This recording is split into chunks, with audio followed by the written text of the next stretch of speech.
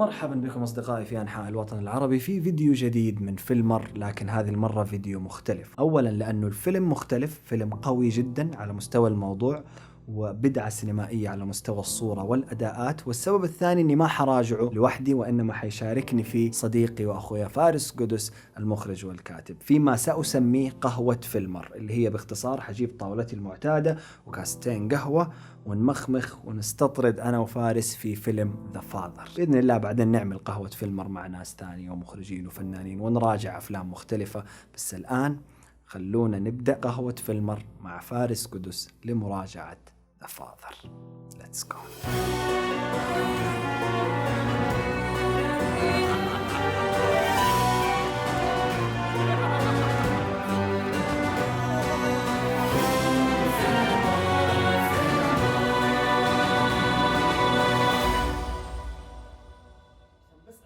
ليش أنا قدرته، ليش أنا قدرت أوصل المكان ده وأفهم اللي هو قاعد يحاول يقوله. الله الله من يد براء عالم يا حظي يا حظي. أعطيتك الفول ميتال جاكيت مكتوب. إيش الحلاوة دي مكتوب عندهم؟ أيوة يعني فول ميتال جاكيت يا جماعة، ما أعطي أي أحد كيوبريك مج. طيب كذا أنا أخذت أكثر قهوة يعني كذا خنتكم. أيوة يزيدني لو سمحت. شكرا لاستقبالي للمرة الثانية في الاستوديو براء. الاستقبال الأوفيشال طبعا نجلس دي الجلسة كثير، بس يعني الاستقبال الأوفيشال قدام الناس قدام الكاميرا. يس. شكرا براء. وهنا كانت الفكرة، العفو، هنا كانت الفكرة إنه بدل ما إحنا أنا وفارس دائما نجلس نتكلم عن أفلام ونقعد بالساعات نستطرد ونتكلم، وأحيانا وفي مرة قلت له ليش ما نجلس الجلسة هذه على نفس القهوة بس نشغل الكاميرا وممكن يعني الناس ممكن نضيف حاجة تشاركنا. جهزوا قهوتكم يا جماعة، قهوتكم وكيبوردكم والكومنتس عشان برضو أبغاكم تشاركونا آراءكم في الفيلم اللي هنتكلم عنه اليوم اللي هو The Father. Dad, I'd like you to meet Laura. How do you do, sir? I say you're gorgeous. Thank you. I must say he's charming. Yeah, not always. Laura has come round to help you. I don't need her or anyone else. I can manage very well on my own. مين شافه أول؟ أنا شفته قبلك. أتوقع أيوه. شفته أنا، شفت The Father في السينما، بعدها رحت قابلت فارس في المكتب، ما أدري جبت أنت سيرة الظاهرة وقلت لي وأنا قلت لك أوه ماي جاد ديب عند الباب حتى وبعدها بيومين ثلاثة يرسل لي هو فويس نوت، كنت دوبك خارج الظاهر من السينما أو شيء. فأتذكر حتى لأن أنت كنت على بالي ترى أنا جالس أتفرج، صوتك يتغير بعد ما تخرج من هذا لأنه you're full of passion.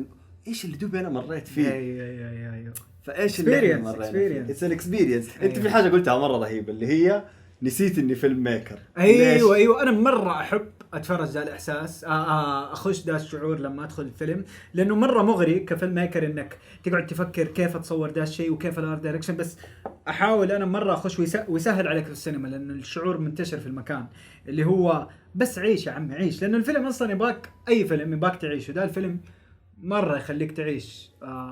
فيلم مرة أنا بخشيت. خش بليز. فيلم مرة قوي مرة يتهتس مرة في مكان.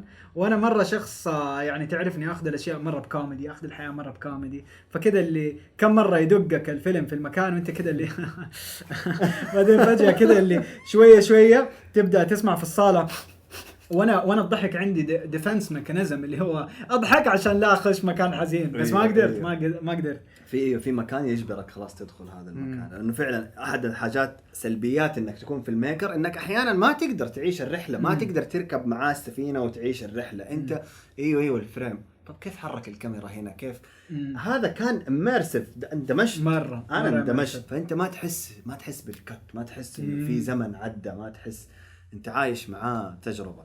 بس خلينا نرجع خطوات ونتكلم عن الموضوع نفسه، الزهايمر وكيف تم طرحه في بلوت. انا قبل ما نصور قلت لك انا حسيته بلوتلس، حسيت انه ما هو فيلم مبني على حبكة على قد ما هو هي الجيرني حق الكاركتر، اكسبيرينس الزهايمر مع هذا الكاركتر.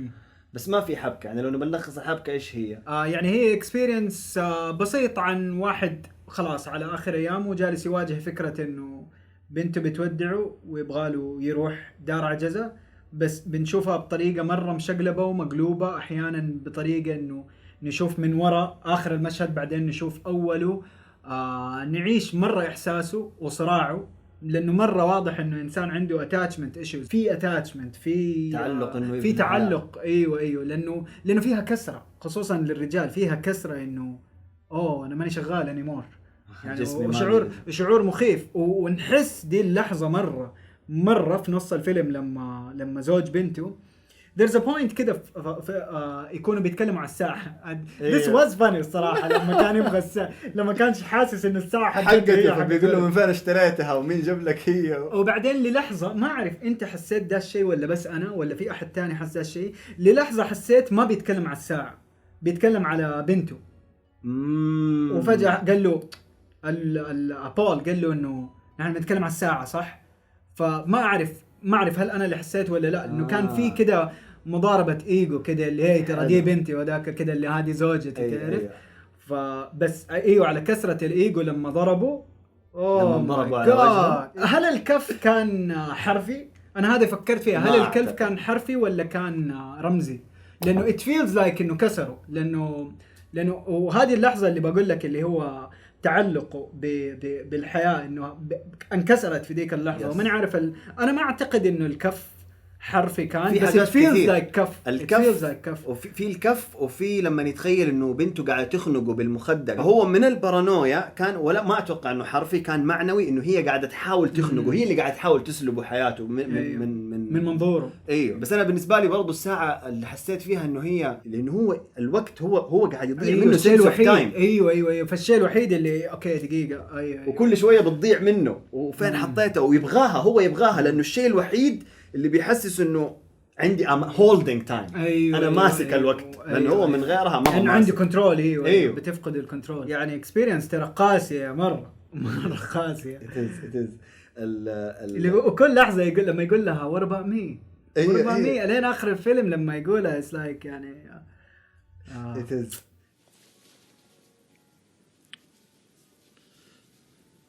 What's going to become of me?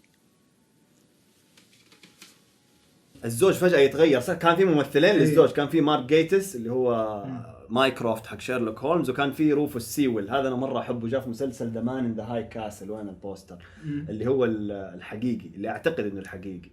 ايوه في الحقيقي وفي الممرض اللي في الأخير، اللي هو في ناس كانوا معايا في السينما يبغى ايش هذا ماني فاهم، بس أنا بالنسبة لي this is his journey، هو أنت عايش جوة راسه. وأحيانا السينز تنعاد.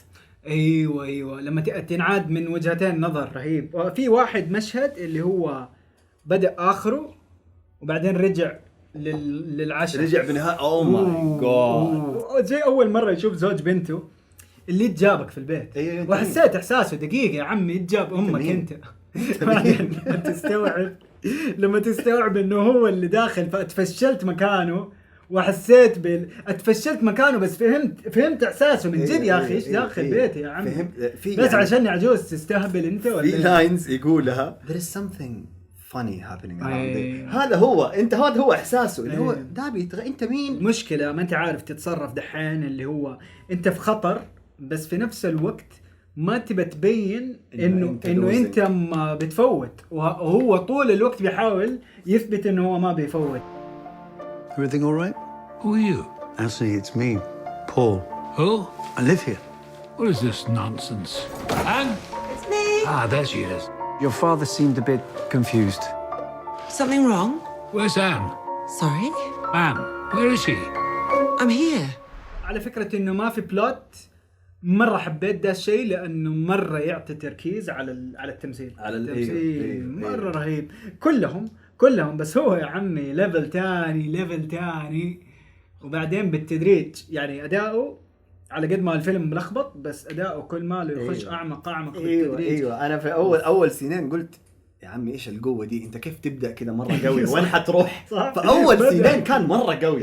ايوه فجاه يعني it goes deep and it goes darker. قد ما انا قاعد اشوف انثوني هوبكنز قاعد يمثل اقوى، قد ما انا من جد تعاطفت مع الانسان اللي جوتي، تعاطف، ما عاد قدرت اقيم تمثيل، صرت عايش. هذا مره الشيء حبيته انه اسمه انثوني في الفيلم باي ذا واي. ايوه وانا مره احب الافلام اللي تحط في الاعتبار الهيستوري حق الممثل يعني. أيوه. انثوني هوبكنز مره يعني رجل ذو قامه، يعني اسمه سير انثوني هوبكنز. فاني اشوفه ينكسر كده، شخص بدال البرستيج وبديل المكانه يعني في المجتمع او في الاندستري، يعني ينكسر كده لدي الدرجه حتى اخر الفيلم المونولوج حقه اللي جالس يقول ويرز مامي.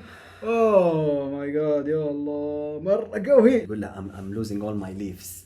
اوه ايوه اخر الفيلم. ايوه في نهايه الفيلم هي تقول له تعال نطلع الجاردن اللي برا اللي فيها الاشجار وهذا. فاي ثينك ما اعرف برضو انا كذا وصلتني عبر عن الحياه بشجره والانسان وذاكرته بالاوراق. فهو يقول لها انا اوراقي كلها طاحت فهي بتقول له تعال نطلع الشجره. اي ثينك ذس از هيم داينج اور خلاص قاعد ينتهي انه هو بيوصل للحياه الثانيه. يعني احس الفيلم كله is about letting go يعني. ومره I guess الديث انكزايتي انا عندي ديث انكزايتي من وانا صغير اللي هو اشيل هم الموت وانا كده اللي عمري 12 فجأة شايل هم اعجز واموت تعرف. فمره جابني الفيلم ده المكان في نظرة سوداوية نوعا ما او في تون سوداوي شوية يعني. ما هو فيلم اللي هو يحسسك انه الحياة جميلة وما ادري لا يعني في ألم كثير في تراجيدي مرة مرة حقيقية. في مرحلة يوصلها هو مو عارف كيف يلبس تي شيرت. ايوه عارف. فمريض الزهايمر يوصل لدي المرحله انه ينسى البيسك الحاجات العاديه كيف تصير. لما انت تلبس تي شيرت ما تفكر ما يعني تجربه لا شعوريه خلاص يعني عارف. بس حتى لما تفقد دي الاشياء اللي هي تعلمتها من عمرك 5 يعني توصل في النهايه لفين ماما. وفي برضه كمان مومنت اللي هو بعد ما زبطت له التيشيرت قال لها ثانك يو. فقالت له على ايش؟ قال لها فور everything على كل شيء. الذاكره عنده لحظيه هو شايفك انا قاعد تساعدني في التيشيرت بس انا ما اعرف انت ايش سويت قبلها وايش سويت بعدها كله ممحي. فانا اقول لك اسمع ثانك يو فور everything لانه انا ما اعرف ايش سويت قبلها. هل انا شكرتك كفايه ولا لا. هي محاوله اثبات انه انا ماني مكسور انه انا ترى ما ضاع كل شيء. بس ذات سو لافلي انه في ذا المكان اللي هو مكان الشكر. حكيني انت كتجربه سبجكتيف يعني. انا عشان كده بقول لك انت كنت في بالي يعني امشور بالنسبه لك ما هو براء بيخش سينما فيلم بالنسبه لك تجربه يعني. مع انه انا احس انه حياتي تغيرت لما شفت الفيلم. فارس اللي دخل الفيلم غير فارس اللي خرج. نفس الشيء حياتي تغيرت. انا الحمد لله الوالد قبل ما يتوفى ما وصل لذيك المراحل من الزهايمر الحمد لله. كانت باول مرحلتين يعني ماكسيموم كان ينسى صلى ما صلى امس ايش اتعشى الحاجات دي البسيطه. فانا بدات اقرا. انا لو شفت ذا فاذر كان ما يحتاج اقرا ولا شيء لانه ذا فاذر وراك الهول سبيكتروم من البدايه الين اخر المراحل اللي هي المراحل اللي تسقط فيها كل اوراقك. في مومنتس الشكر هذه احيانا ومومنتس العزله لانه الزهايمر يخليك تدخل احيانا في دوامات داخل عقلك ساعه بساعتين بس انت you're trying to make sense out of things happen. ايوه and you can see it in the look. ايوه تقدر تشوف الكونفيوجن في العين. بينما تساله مثلا تقول له انت ايش بتفكر في ايش يقول لك لا. What's the matter, Dad? Strange things going on around us.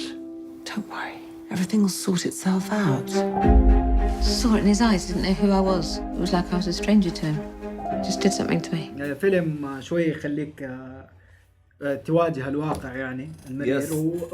والصراحة ما راحت من بالي فكرة انه الحمد لله في المجتمعات العربية في تقدير للعائلة. في تقدير للتكافل والتراحم من ناحية انه واجب علينا ان نهتم في ابائنا وان نكون معاهم. يعني في المجتمعات الغربية اللي اهم شيء فيها الحقوق انه living life to the fullest قد يكون من الضعف انه you don't let go of that. بس نحن عندنا انه انت تجلس تفني حياتك للعائلة هي قصة نجاح بالنسبة لنا. يس ايوه. و اوبشن انك تودي مريض مثلا ايا كان سواء عنده احتياجات خاصة عنده إعاقة ما او مرض ما انك توديه دار عجزة فكرة عندنا عيب انه يكون. فمن جد مدعاة للفخر. Speaking about that كويس انك جبت سيرته. خلينا نروح للجانب الثاني. احنا تكلمنا عن شخصية أنتوني كثير بس ترى شخصية بنته ترى تقدر تشوف الامور كثير من وجهة نظرها. هي حياتها قاعدة تضيع. ايوه شفت الرحلة لما تكنسلت بسبب ابوها. مو بس الرحلة هي بترجع كل يوم من الدوام على البيت عشان تلحقه. ما عنده مو راضي يتقبل ممرضة.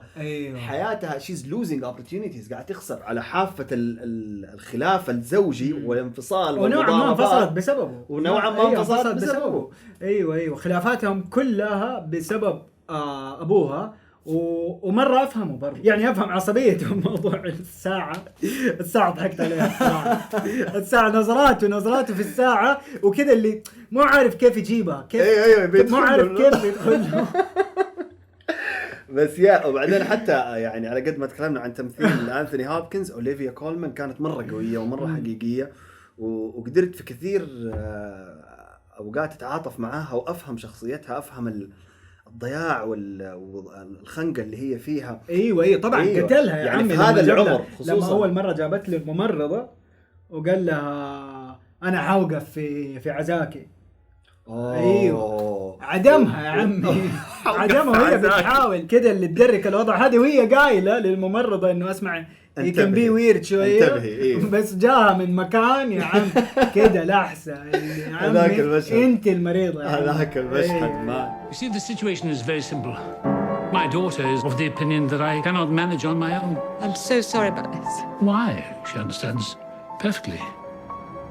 رهيب ذاك المشهد، فيه له انتقالات رهيبه. الكتابه يا عمي صح، ما تكلمنا عن الكتابه. نرجع نتكلم عن الكتابه. هو المفروض انها مبنيه على مسرحيه. تصدق لما شفت الفيلم كان نفسي يعني حسيت انه والله مسرحيه مره حتكون رهيبه. هو الدايركتور فرنسي، هو اللي كاتب المسرحيه، ما سوى ولا فيلم قبل كده. هذا فيلمه الاول جنرال، مو بس كتابه الدايلوج، كتابه الفيلم كقصه، كيف تمشي الترانزيشنز، كيف تنتقل من مكان لمكان. يعني واحده من المومنتس اللي ما انساها، صحي من النوم وجاء يفطر، اللي جات بنته قالت له يلا جاء وقت النوم قال لها انا دوبي صحيت. ايوه بالبيجامه. قالت له لا احنا لبسناك البيجامه عشان دحين وقت النوم. انا كده عايش معاه، انا ما حتى انت ما مثلا طلعت برا في هذا غابت الشمس ورجعت قمر عشان تديني البوينت فيو حق العالم الحقيقي. لا نحن جوا. نحن جوا يا عمي. والله تصدق ولا فكرت في كتات، ولا فكرت انه الفيلم لوكيشنز قليل يعني انا بالنسبه لي ترى كان الفيلم ثقيل ترى كمقارنه بافلام الزهايمر.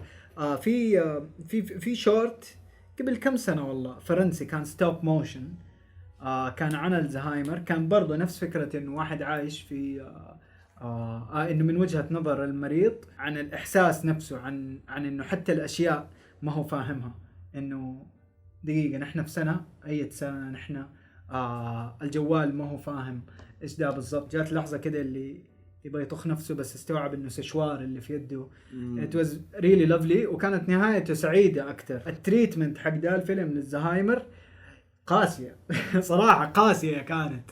بس definitely حقيقية. يعني ما أعتقد في معالجة بالصدق هذا للمرض وللتجربة تكون سعيدة أو فرفوشة. يعني شوف there is always room for comedy. أنا أشوف إنه دائما في مساحة استخدم المساحة صح. يعني في لقطة الساعة، لما في لقطة رهيبة لما يروحوا المستشفى ولابس هو السوت كذا وقاعد جنب بنته وبيكلم الدكتورة، يقول لها شي وانا جو تبغى تروح لفرنسا، ما يتكلموا انجليزي اصلا هناك زي كذا. مرة يضحكني قد ما اعيد الهرجة دي. وفي لها كول باك رهيب. ايوه واضح انه الموضوع ماكل معاه بس ما بيقول.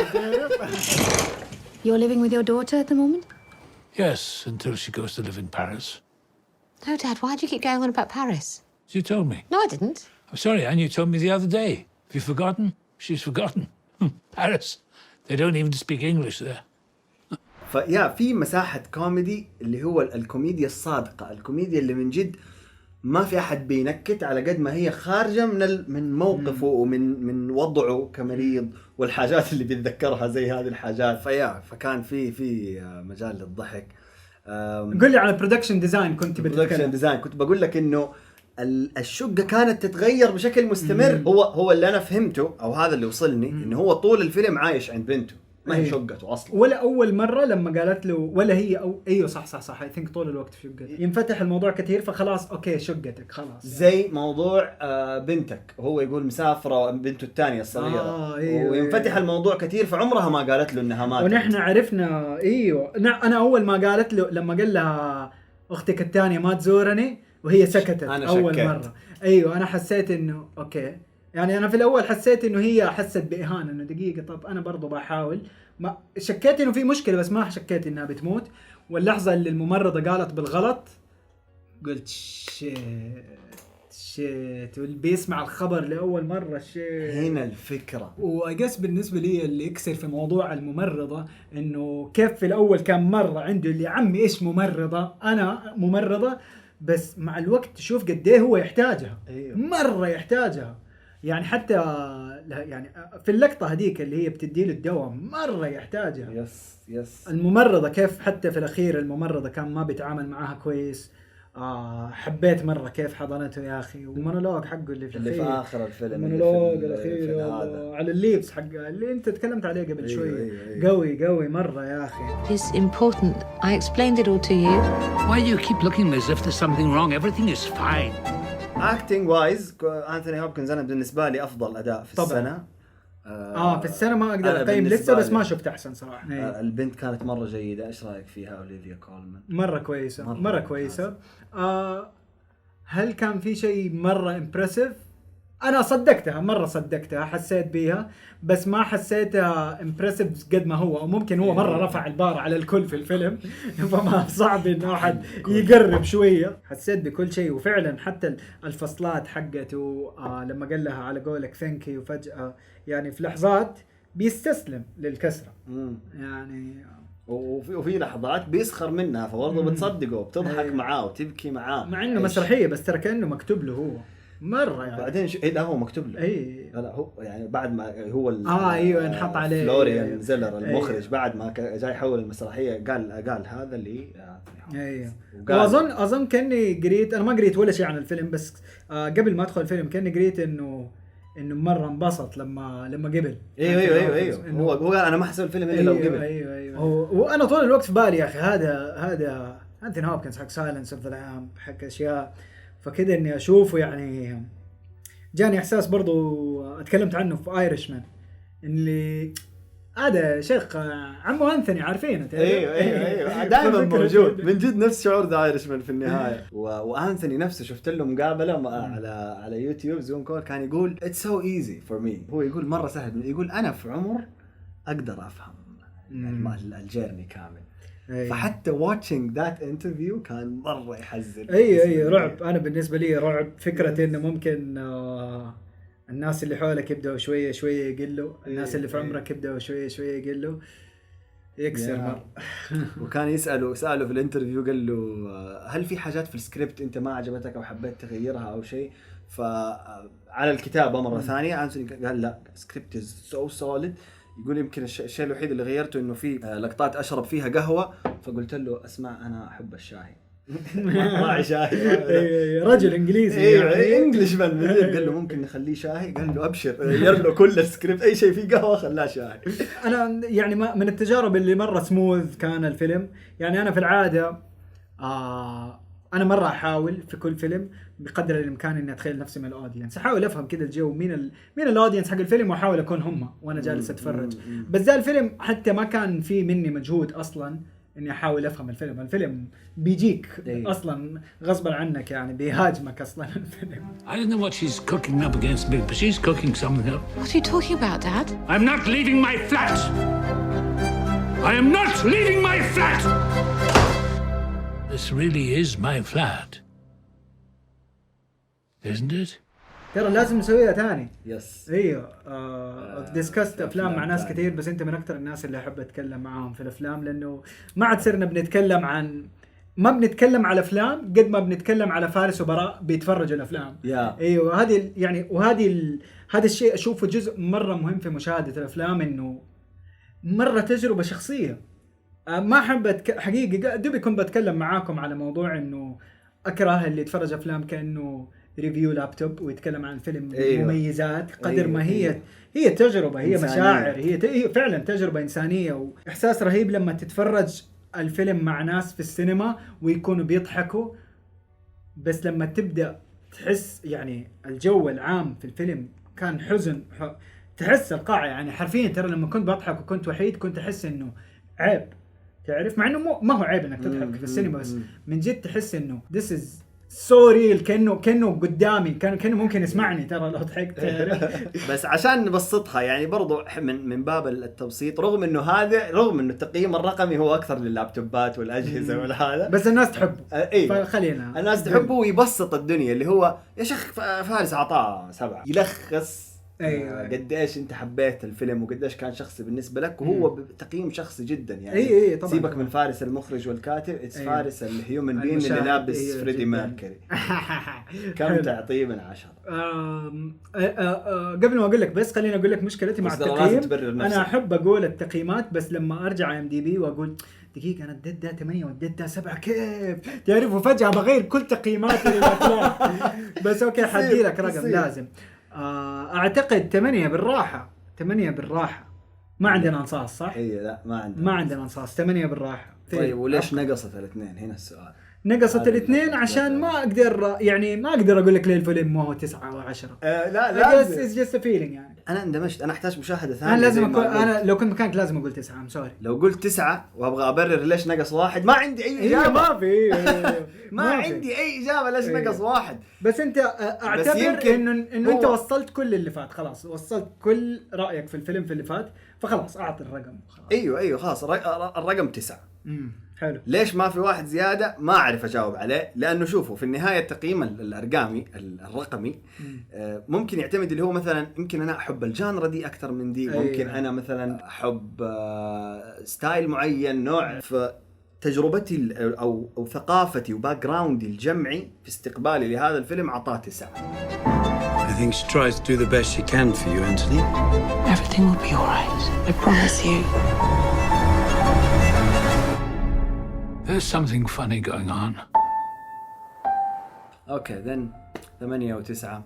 انا استمتعت جدا بالحديث معك، وافتكر قلت لك انه this should be monthly. اكتب البراء تبغوا يعني دحين انحرق الموضوع ما في ريفيو ذا فاذر. فهل يعني ممكن الناس يقول لك ما ابغى نقاش؟ هي ما ابغى نقاش ابغى ريفيو. فانت انت لما تسوي شيء زي كده كثير بتحرمهم من الريفيو. ايش تبغوا ريفيوز عاديه ولا فارس قدس وكذا ونقعد نسترسل؟ اكتبوا لنا في التعليقات، اكتبوا لنا رايكم في الفيلم برضو في التعليقات. لو في شيء ما عجبكم بليز، اي احد لو لقى اي شيء مو عاجبه في الفيلم يكتب لي، هو يمكن يفتح عيوننا على اشياء، لانه انا بالنسبه لي التجربه كانت مره شخصيه فما قدرت اشوفها كفيلم ميكر واحلل واقول ده ما عجبني. فاذا في شيء ما عجبكم قولوا لنا هو. وبس تحب تضيف اي شيء يا صديقي؟ شكرا للمشاهده. يعطيكم العافيه. شكرا اياد من خلف الكاميرات. سبسكرايب يا جماعه يسهل تواصلنا، ولايك لو عجبكم الفيديو، ودائما كونوا فيلمرز. دائما كونوا فيلمرز. وفعلوا الجرس. فعلوا الجرس.